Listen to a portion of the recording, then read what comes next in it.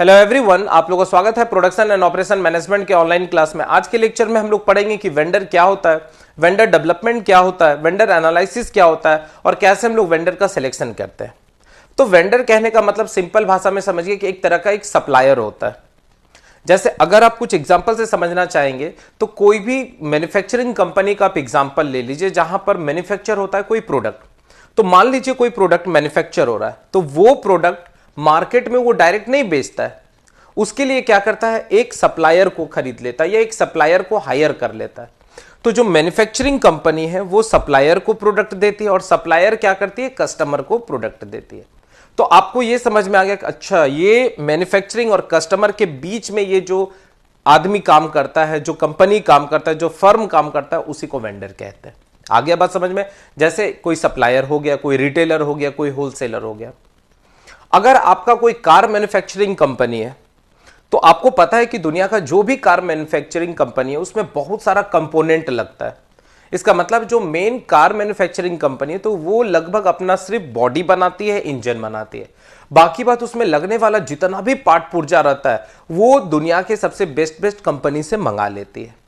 तो उस प्रोडक्ट को बनाने के लिए, मतलब उस कार को बनाने के लिए वो क्या किया, बहुत सारे कंपनी से, बहुत सारे कंपनी का पार्ट को यूज कर रही है, तो बहुत सारे कंपनी से पार्ट को खरीद रही है। तो वो कंपनी उसके लिए क्या हो गया, वेंडर हो गई। वो कंपनी उसके लिए क्या होगी, सप्लायर हो गई। एकदम क्लियर हो गया। अगर किसी मैन्युफैक्चरिंग कंपनी के रिस्पेक्ट में आप सोचेंगे तो मैन्युफैक्चरिंग कंपनी को क्या चाहिए, रॉ मटेरियल, और रॉ मटेरियल से वो क्या करेगा, फिनिश प्रोडक्ट बनाएगा। तो रॉ मटेरियल कहीं ना कहीं से लाया जाएगा, जो सोर्स होगा, और ये मैन्युफैक्चरिंग कंपनी है, तो सोर्स से मैन्युफैक्चरिंग कंपनी तक पहुंचाने के लिए बीच में कौन काम करेगा, वेंडर काम करेगा।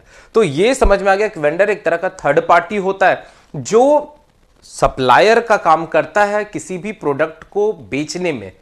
एकदम क्लियर हो रहा है? तो चलिए हम लोग डिफिनेशन से इसको समझने का कोशिश करते हैं। तो वेंडर क्या होता है, तो कह रहा है a vendor is a third party, इसको लिख भी सकते हैं, vendor is a third party in the supply chain. देखिए सप्लाई चेन का मतलब होता है कि रॉ मटेरियल कैसे घूमते घूमते घूमते फाइनल प्रोडक्ट जाएगा और फाइनल प्रोडक्ट बन के फिर कहां आएगा, कस्टमर आएगा। तो रॉ मटेरियल से प्रोसेस होते हुए फाइनल प्रोडक्ट बना और फाइनल प्रोडक्ट फाइनली कहां चला गया, कस्टमर के पास चला गया। तो इसको कहते हैं सप्लाई चेन। तो सप्लाई चेन में वेंडर क्या करता है, थर्ड पार्टी का रोल अदा करता है। ठीक है, क्या कह रहा है कि a vendor is a third party in the supply chain that make goods and services available to companies और consumers. A vendor also known as supplier. देखिए वेंडर कुछ नहीं है, क्या है, एक तरह का सप्लायर, सीधा भाषा में एक तरह का मीडिएटर का काम करता है। वो क्या करती है, वो जिस भी कंपनी या जिस भी कस्टमर को जो चीज चाहिए वो डायरेक्ट उस कंपनी को प्रोवाइड करती है। ठीक है, तो क्या कह रहा है कि vendor is a third party in the supply chain that make goods, जो सामान को देती है, सर्विसेज प्रोवाइड करती है। जैसे मैन पावर चाहिए किसी कंपनी को, तो जो वेंडर होता है, जो सप्लायर होता है, वो अपने गांव से बहुत सारे आदमी को कलेक्ट करके वहां भेज देता है। तो यही काम आपका जो है वेंडर का होता है। आगे कह रहा है a vendor purchase product and services and then sell them to the another company और कंज्यूमर। वेंडर कुछ नहीं करता है, किसी कंपनी से प्रोडक्ट को खरीदा और उसको किसी कंपनी में बेच दिया, किसी वेंडर को बेच दिया। जैसे मान लीजिए नट बोल्ट बना रहा है और नट बोल्ट का यूज हम लोग किसी मशीन बनाने में कर रहे हैं, तो जो मशीन मैन्युफैक्चरिंग कर रही है वो क्या कर रही है, नट बोल्ट नहीं बना रही, वो किसी कंपनी से खरीद ले रही। अब वो कंपनी क्या कर रही है, कहीं से रॉ मटेरियल खरीदी, उसका प्रोसेसिंग की, नट बोल्ट बनाई और दूसरे कंपनी को बेच दी। तो ये जो बीच वाला कंपनी होता है ना, यही आपका वेंडर कंपनी हो गया, यही आपका सेलर हो गया, मतलब आपका सप्लायर हो गया। तो a vendor purchase product and services and then sell them to the another company और कंज्यूमर। वेंडर मींस एक कंपनी, वेंडर क्या हो सकता है, कोई कंपनी हो सकता है, कोई फर्म हो सकता है, और a person who sells and supplies its product. मतलब वेंडर क्या है, तो एक तरह का एक कंपनी है या एक फर्म है, एक पर्सन है। जैसे मान लीजिए आपको घर बनाना है, तो घर बनाने के लिए आपको क्या चाहिए, सीमेंट चाहिए, आपको क्या चाहिए, बालू चाहिए, आपको क्या चाहिए, ईटा चाहिए। तो हम जो भट्टा वाला रहता है जहां पर ईटा बनता है वो आपको नहीं भेज रहा है, वो क्या कर रहा है, सप्लायर को दे दे रहा है, वेंडर को दे दे रहा है। आप क्या कर रहे हैं, वेंडर से जाके सामान को मंगा ले रहे हैं, ईटा को मंगा ले रहे हैं, बालू को। अब बालू आपको लाना है, अब बालू लाना है तो आप क्या जा रहे हैं, नदी के किनारे नहीं जा रहे हैं, आप वहां पर ऐसे वेंडर को पकड़ रहे हैं जो बालू का सप्लाई दे रहा है, गिट्टी का सप्लाई दे रहा है। तो यही काम वेंडर कर रहा है। मतलब कंस्ट्रक्शन कंपनी के लिए जो सप्लायर है वो वेंडर का काम कर रहा है। मैन्युफैक्चरिंग कंपनी के लिए अलग अलग जो प्रोडक्ट कोई कंपनी बना के दे रही है उसको बनाने के लिए वो वेंडर का काम कर रहा है। तो अलग अलग कंपनी के रिस्पेक्ट में वेंडर क्या हो सकता है, अलग अलग हो सकता है। जैसे रेलवे का है तो रेलवे का सफाई का काम किसी दूसरे वेंडर कंपनी को देती है, इसका मतलब वो रेलवे का एम्प्लॉय नहीं है, वो एक थर्ड पार्टी है जो पूरा सफाई का, रेलवे का पूरा सफाई का काम देखता है, एक प्राइवेट हाथ में देती है, तो वो वेंडर कंपनी हो गई। बात समझ में आ रहा है। एनटीपीसी का कंस्ट्रक्शन करना है तो एनटीपीसी का जो कंस्ट्रक्शन है वो मान लीजिए बहुत सारे कंपनी है, तो कुछ ऐसा कंपनी है जो दूसरे कंपनी के साथ टाई अप करके काम करी तो वो वेंडर कंपनी हो गई। एकदम क्लियर हो गया। आगे कह रहा है कि वेंडर डेवलपमेंट क्या होता है, तो कह रहा है कि vendor development can be define. देखिए वेंडर का मतलब होता है सप्लायर, और सप्लायर का डेवलपमेंट करना है, क्योंकि देखिए कोई भी कंपनी में जो सप्लायर होता है वो बहुत ही इंपॉर्टेंट रोल अदा करता है। अगर आपका अच्छा सप्लायर मिल गया तो आपका प्रोडक्शन भी अच्छा हो सकता है और वहां से आप प्रॉफिट भी काफी कमा सकते हैं। तो आप क्या करेंगे, अपने जो वेंडर है, अपने जो सप्लायर है उसके डेवलपमेंट के लिए कुछ काम करेंगे। इसका मतलब हो सकता है फाइनेंशियल सपोर्ट करेंगे, या हो सकता है उसके टेक्नोलॉजी में आप सपोर्ट करेंगे।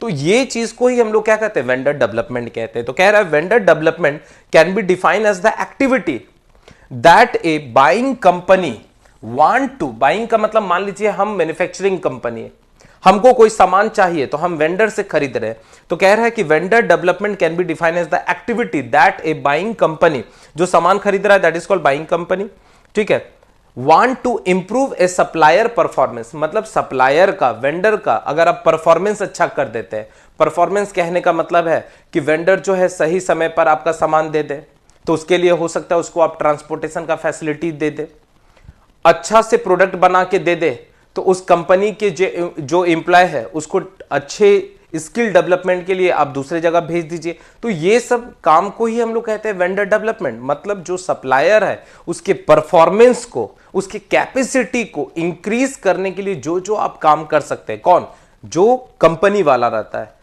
वो, उसी को हम लोग क्या कहते हैं, वेंडर डेवलपमेंट। देखिए नाम से पकड़ में आ रहा है, वेंडर डेवलपमेंट मतलब सप्लायर का डेवलपमेंट करना है। तो सप्लायर का डेवलपमेंट कैसे कर रहे हैं, जैसे कोई कंपनी आपको हर साल इतना प्रोडक्ट खरीद के देती है और आप उस प्रोडक्ट के मदद से कोई फाइनल प्रोडक्ट बनाते हैं। तो सोचिए कि वेंडर कंपनी आपको कितना मदद कर रही है। अगर वो सप्लाई रोक देगी तो हो सकता है आपका प्रोडक्शन रुक जाए।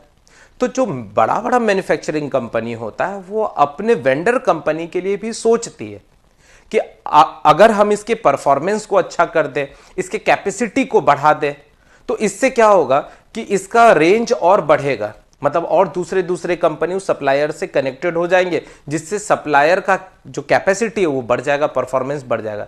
तो जो मेन कंपनी अपने वेंडर के लिए, अपने सप्लायर के लिए जो काम करती है, जो एक्टिविटीज करती है, उसी को हम लोग वेंडर डेवलपमेंट कहते हैं। ठीक है। तो कह रहा है कि vendor development can be defined as the activity that a buying company want to improve a supplier performance capacity so that it fulfil the supply need. जिससे कि वो आसानी से, मान लीजिए कोई सप्लायर है, उसके पास सामान है पर उसके पास ट्रक नहीं है जिससे कि वो सामान को भेज सकता है, तो जो मेन मैन्युफैक्चरिंग कंपनी है वो उसको ट्रक प्रोवाइड कर देगी कि ठीक है आप हमको रॉ मटेरियल दीजिए, हम ट्रक के मदद से आपको यहां पहुंचा देते हैं। हो सकता है उसके पास मैन पावर नहीं हो, मैन पावर सपोर्ट करे। तो इस तरह से डेवलपमेंट होता है। जैसे मान लीजिए एग्जांपल से समझिए कि सपोज एक कार मैन्युफैक्चरिंग कंपनी, जो भी कार मैन्युफैक्चरिंग कंपनी होती है, ध्यान से सुनिएगा, जो भी कार मैन्युफैक्चरिंग कंपनी होता है नीड मेनी पार्ट्स, बहुत सारा पार्ट्स का जरूरत होता है उसको असेंबल करने के लिए। And every part is not possible to manufacture in the industry. मतलब वो कार कंपनी हर एक पार्ट खुद से मैन्युफैक्चर नहीं कर सकती है। अगर खुद से मैन्युफैक्चर करेगी तो उसका कॉस्टिंग क्या होगा, ज्यादा हो जाएगा। इसका मतलब ज्यादा एम्प्लॉय रखना पड़ेगा, ज्यादा सेटअप करना पड़ेगा। तो उसका मेन मकसद है कार बनाना, ना कि कार का पार्ट पुर्जा बनाना। पर एक ऐसा कंपनी है जो स्पेशल पार्ट पुर्जा बनाता है और इंडिया का, वर्ल्ड का सारे कार को वही पार्ट पुर्जा प्रोवाइड करता है, तो वो कंपनी अलग हो गई। तो क्या कह रहा है कि अगर कोई कार मैन्युफैक्चरिंग कंपनी है, उसमें बहुत सारा पार्ट्स का जरूरत होता है, तो हर एक पार्ट वो कार मैन्युफैक्चरिंग कंपनी नहीं बनाएगी। So they help from the vendor company, इसलिए वो अपने सहयोगी कंपनी से मदद लेता है, who are specialised in that part, जो उस पार्ट का स्पेशलाइज्ड है। मतलब टायर बनाने वाले से ले लिया, आपका सॉफ्ट बनाने वाले से ले लिया, स्टीयरिंग बनाने वाले से ले लिया, इलेक्ट्रॉनिक्स वाले से ले लिया, तो उससे क्या होता है, उसका काम आसान हो जाता है। So the car manufacturing company, तो कार मैन्युफैक्चरिंग कंपनी क्या करता है, make all the activities to improve the supplier performance. तो वो कार मैन्युफैक्चरिंग क्या करती है, अपने सप्लायर को, अपने जो सप्लायर है उसके परफॉर्मेंस को इंप्रूव करने के लिए हर एक एक्टिविटी कहती है। तो आई होप अब आपको समझ में आ रहा है कि वेंडर डेवलपमेंट क्या होता है। चलिए नेक्स्ट हम लोग पढ़ेंगे वेंडर सिलेक्शन। अब हमको मान लीजिए कोई सप्लायर का सिलेक्शन करना है, तो सप्लायर का सिलेक्शन करने के लिए हमको क्या क्या चीज ध्यान देना होगा। देखिए, तो कह रहा है कि it is the process of selecting the best supplier. Selection process का मतलब हो गया कि बहुत में से, जैसे यहां पर बहुत सारा सप्लायर है, उसमें से आप इसको चूज कर लिए, बेस्ट कर लिए। 10 बच्चा था, उसमें से हम बेस्ट बच्चा को सिलेक्ट कर लिए किसी प्रोजेक्ट के लिए। तो सिलेक्शन, वेंडर सिलेक्शन का मतलब हो गया कि किस सप्लायर को हम लोग सेलेक्ट करें। तो सबसे पहला यह ध्यान देना होगा कि आपका ऑर्गेनाइजेशन किस तरह का है। जैसे कि आपका ऑर्गेनाइजेशन कंस्ट्रक्शन का है, आपका ऑर्गेनाइजेशन मैन्युफैक्चरिंग का है, आपका ऑर्गेनाइजेशन सर्विस प्रोवाइडर का है, यह ध्यान देना होगा कि मेरा ऑर्गेनाइजेशन कैसा है। अलग अलग ऑर्गेनाइजेशन के लिए सप्लायर भी क्या होगा, अलग अलग होगा। तो सबसे पहला हम लोग ये पता करेंगे कि वेंडर सिलेक्शन जो होगा, ठीक है, तो वेंडर सिलेक्शन यहां लिख देंगे, vendor selection on the basis of type of business और मैन्युफैक्चरिंग यूनिट। कैसा आपका जो मैन्युफैक्चरिंग यूनिट है, कैसा आपका बिजनेस है, उसके आधार पर वेंडर का सिलेक्शन होगा, पहला। दूसरा, अब make a list of supplier vendor. अब जो प्रोडक्ट आपको मंगाना है, जो प्रोडक्ट आपको अपने कंपनी में, अपने मैन्युफैक्चरिंग यूनिट में जरूरत है, तो उसका हो सकता है 20 सप्लायर हो, उसमें से आपको सिलेक्ट करना है कि कौन सा अच्छा होगा। तो एक लिस्ट बना लीजिए। लिस्ट किसके आधार पर बनाए, कि वो कंपनी कितनी पुरानी है, उस कंपनी का परफॉर्मेंस कैसा है, उसका रेट कितना है, किस तरह से वो ट्रांसपोर्ट करके सामान को भेज सकता है, सप्लाई कैसे कर सकता है। तो यहां पर हम लोग क्या किए, make a list of supplier vendor का। Select the best potential vendor, उसमें से सबसे बेस्ट कौन सा वेंडर है, कैसे पता करेंगे, तो पास्ट परफॉर्मेंस रिकॉर्ड के आधार पर पता करेंगे कि इसमें से बेस्ट सप्लायर कौन सा है। फिर क्या करेंगे, select the vendor that provide a better quality of material, उसमें से हम खोजेंगे कि कम रेट में अच्छा क्वालिटी का कौन सा देता है, उसको सेलेक्ट कर लिया। सेलेक्ट दो supplier which selling a good quality product at A reasonable price. अब वैसे वेंडर को हम लोग सेलेक्ट करेंगे जो कम पैसा में अच्छे क्वालिटी का product they they. On the basis of mode of payment, अब पता चला 3-4 को अच्छा सप्लायर आपको मिल गया, पर कुछ ऐसा सप्लायर बोला कि भाई हम तो ऑनलाइन पैसा लेंगे नहीं, हम क्रेडिट कार्ड डेबिट कार्ड से पैसा नहीं, हमको कैश मनी चाहिए। तो हो सकता है हम उसमें सक्षम नहीं हो, हम ऑनलाइन ट्रांजेक्शन कर रहे हैं, तो उस सप्लायर को हमको छोड़ना पड़ेगा। 4 सप्लायर हमको बेस्ट मिला जो अच्छे प्राइस में अच्छे क्वालिटी का प्रोडक्ट दे रहा है, पर एक सप्लायर का प्रॉब्लम ये हो गया कि वो ऑनलाइन पैसा नहीं ले रहा है, वो आपको डेबिट कार्ड या आपके क्रेडिट कार्ड या चेक से पैसा नहीं ले रहा है, वो बोल रहा है कैश ले रहा है, और कैश मेरे पास रहता नहीं क्योंकि बैंक से ही हम सारा ट्रांजेक्शन करते हैं। तो हम उस सप्लायर को क्या करेंगे, छोड़ सकते हैं। तो वही चीज बता रहा है कि बहुत सारा कारण हो सकता है, बहुत सारा कारण के आधार पर हम लोग क्या करेंगे, वेंडर का सिलेक्शन करेंगे। On the basis of service providing, अब वो जो वेंडर है, जो सप्लायर है, वो किस तरह का सर्विसेज प्रोवाइड कर रहा है। हम मटेरियल का सिलेक्शन कर लिए, हमको इतना 1000 यूनिट भेजना है। अब वो 1000 यूनिट बोला कि सर मेरे पास तो है पर हम नहीं भेज सकते, आपको खुद से ट्रक से ले जाना पड़ेगा, अगर उसमें कोई डिफेक्टिव माल है तो खुद आपको पहुंचाना हो। तो वैसे हम सप्लायर को सिलेक्ट नहीं करेंगे, हम वैसे सप्लायर को सिलेक्ट करेंगे जो माल को, जो सामान को आराम से मेरे कंपनी में भेज दें, अगर उसमें किसी तरह का कोई प्रॉब्लम आए, डिफेक्ट आए, तो वो खुद से ले जाए। तो सर्विस कैसा प्रोवाइड कर रहा है उसके आधार पर भी हम लोग वेंडर का सिलेक्शन करेंगे। मेक ए कॉन्ट्रैक्ट, अब हम फाइनली जब सेलेक्ट कर लिए तो उसमें से देखेंगे कि हम किसके साथ कॉन्ट्रैक्ट कर सकते हैं, कि 6 महीना तक आप हमको ये माल सप्लाई करेंगे, तो एक पूरा कॉन्ट्रैक्ट बना लेंगे। अगर उसमें से कोई डिनाई करेगा, कोई मना करेगा, तो हम उसके साथ क्या करेंगे, सिलेक्शन नहीं करेंगे। तो ये सब कुछ इंपॉर्टेंट पॉइंट था जिसके आधार पर हम लोग वेंडर का सिलेक्शन करते हैं। ठीक है, देखिए इसमें पेमेंट के थ्रू क्या है, डेबिट कार्ड से, चेक से, इंटरनेट बैंकिंग, यूपीआई से अगर नहीं लेगा तो हम उसको सेलेक्ट नहीं करेंगे, हम वैसे वेंडर को सिलेक्शन करेंगे जो मल्टीपल पेमेंट ले सकते हैं, अलग अलग तरह का पेमेंट ले सकता है। नेक्स्ट है वेंडर एनालिसिस। एनालिसिस का मतलब होता है विश्लेषण करना, किसी भी चीज का एकदम पूरे अच्छे तरीका से अध्ययन करना, that is called vendor analysis. तो वेंडर सप्लायर का अगर हम अच्छे से अध्ययन करें तो इसी को क्या कहते हैं, वेंडर एनालिसिस कहते हैं। तो कह रहा है कि ए वेंडर मतलब एक supplier, a vendor analysis means a deep knowledge of your supplier and vendor. मतलब वेंडर एनालिसिस कहने का मतलब होता है कि अगर हम अपने सप्लायर का, अपने वेंडर का बहुत ही अच्छे तरीका से अध्ययन करें कि वो कैसा परफॉर्मेंस देता है, उसका पास्ट रिकॉर्ड कैसा है, ये सब चीज का हम अध्ययन करें, तो इसी को कहते हैं वेंडर एनालिसिस। आगे कह रहा है it help you to understand how your chosen vendor operate. मतलब वेंडर एनालिसिस से यही पता चलता है कि जो आप वेंडर को सेलेक्ट किए हैं वो किस तरह से काम करता है, how they can benefit your business, वो हमारे बिजनेस को कैसे आगे बढ़ा सकता है, and what are their potential, और उसका कहां तक क्षमता है, वो क्या क्या कर सकता है। जैसे आप मान लीजिए आपका बिजनेस अभी स्लो चल रहा है, तो वो सप्लायर बोला कि सर आप प्रोडक्ट लीजिए, आराम से बेचिए, आराम से बनाइए, जब आपका प्रोडक्ट बिक जाएगा तब हमको पैसा दीजिएगा। इसका मतलब वो सप्लायर में इतना पावर है, उतना है कि वो आपके पेमेंट को कुछ दिन के बाद भी ले सकता है। तो ये सब पोटेंशियल कहलाता है। आगे कह रहा है this process help you identifying the best vendor for your company. मतलब वेंडर एनालिसिस करने से आप ये पता कर सकते हैं कि इसमें से कौन सा वेंडर मेरे लिए उपयुक्त होगा, अच्छा होगा।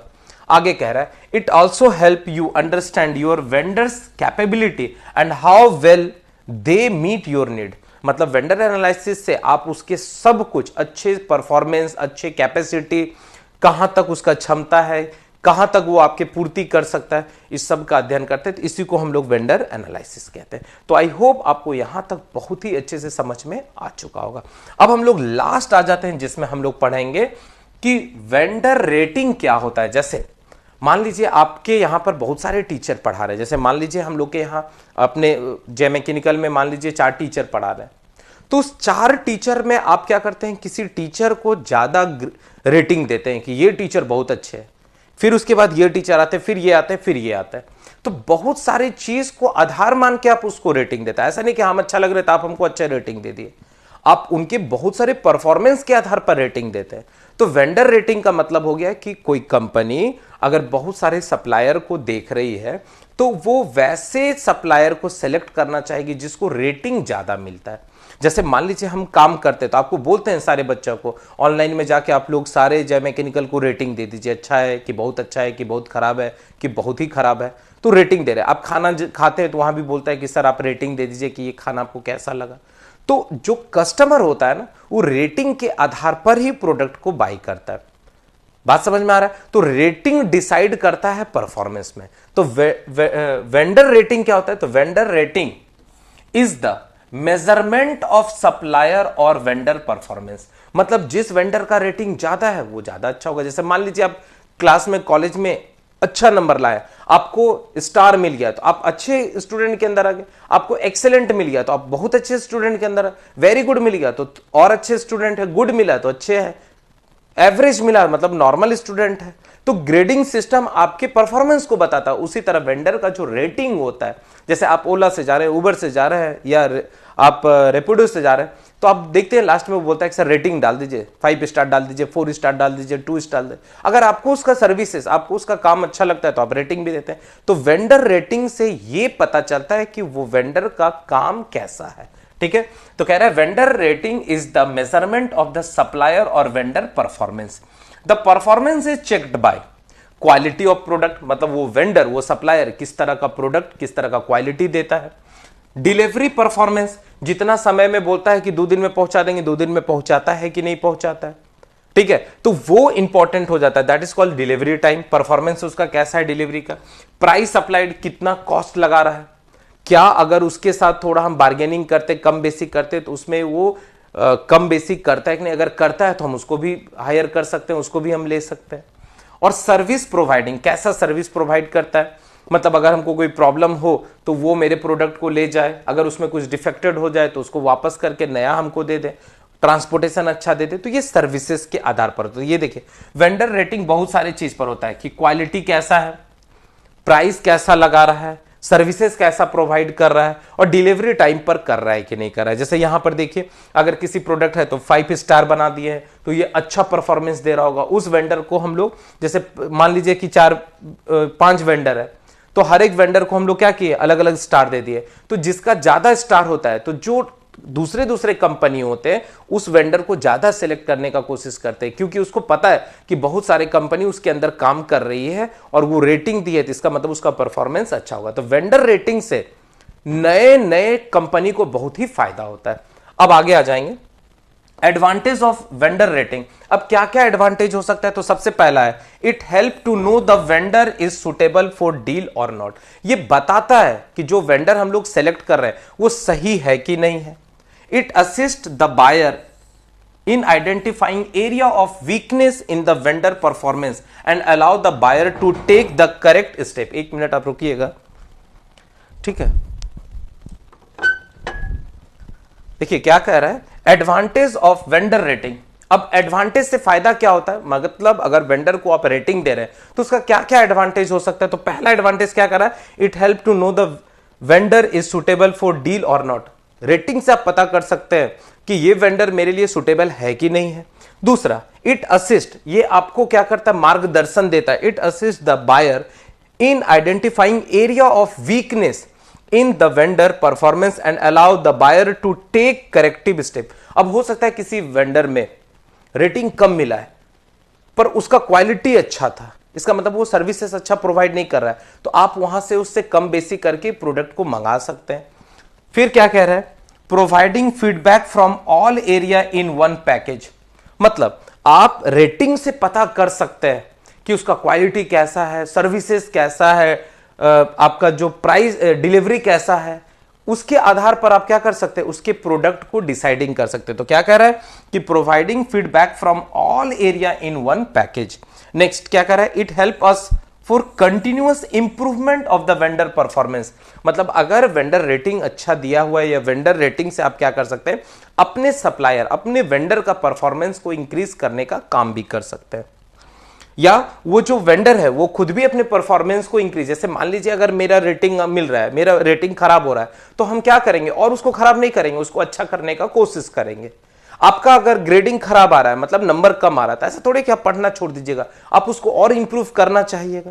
तो वेंडर रेटिंग से पता चलता है कि वो कंपनी, वो सप्लायर जो है वो कितने अच्छे का है। अगर उसका रेटिंग खराब है तो वो अपने परफॉर्मेंस को इंक्रीज करने का कोशिश करता है। और लास्ट है, it help the buyer to strike the right kind of communication required. और कह रहा है कि अगर आप, जो वेंडर रेटिंग अच्छा है तो उसके हिसाब से जो भी बायर है, मतलब जो भी सामान खरीदने वाला है, वो आपके साथ आसानी से डील कर रहा है। जैसे मान लीजिए इस वेंडर का, इसका नाम है ए, इसका नाम है बी, इसका नाम है सी, इसका नाम है डी, इसका ये नाम है ई। इसका मतलब ये कंपनी 2 स्टार ही मिला है, इसका मतलब इसका परफॉर्मेंस अच्छा नहीं। हम इसके साथ ना कम्युनिकेट करके किससे कम्युनिकेट करें, ए से। डायरेक्ट हमको पता चल गया कि इसका रेटिंग अच्छा है, इससे काम हम ले सकते हैं। तो वही चीज बता रहा है कि it help the buyers to strike the right kind of communication required. अब इतने से बात करने का कोई जरूरत ही नहीं है, डायरेक्ट हम इसी से बात करेंगे क्योंकि इसका जो परफॉर्मेंस है वो सबसे ज्यादा अच्छा है। तो आई होप आपको पूरा का पूरा ये टॉपिक बहुत ही अच्छे से समझ में आया है। आज हम लोग यूनिट 5 का हर एक टॉपिक बहुत ही अच्छे से खत्म कर दिए हैं और आप इसको अच्छे से नोट्स बना के 2-3 बार अगर आप सुनेंगे तो आपको सारा का सारा पॉइंट क्लियर हो जाएगा। तो आज के लिए बस इतना ही रहने देते हैं। नेक्स्ट लेक्चर में जो बचा खुचा टॉपिक है उसको समाप्त कर देंगे और फाइनली आपका पीएमओ का पूरा टॉपिक समाप्त हो गया। ठीक है, चलिए, थैंक यू।